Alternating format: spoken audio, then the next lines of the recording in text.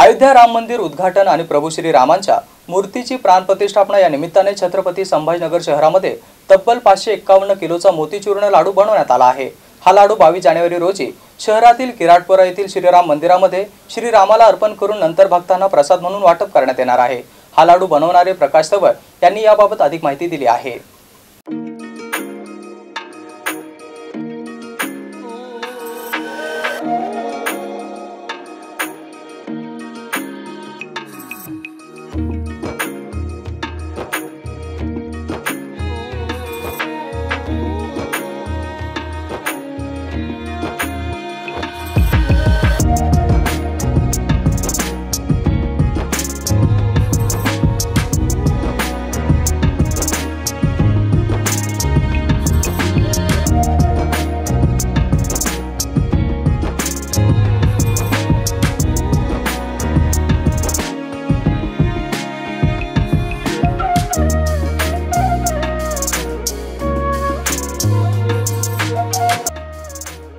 ती 13 वर्षाची मुलगी आहे हर्षिता।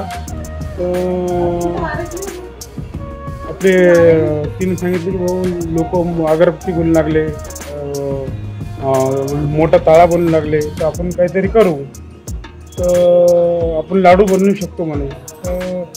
तिनेच सांगितलं की भाऊ 500 किलोचा लाडू आपण बनवू। म्हणजे ते कल्पना आपण एवढा मोठा लाडू बनवलेला आहे। किती दिवस याला बनवण्याला लोकांनी यावर काम केले?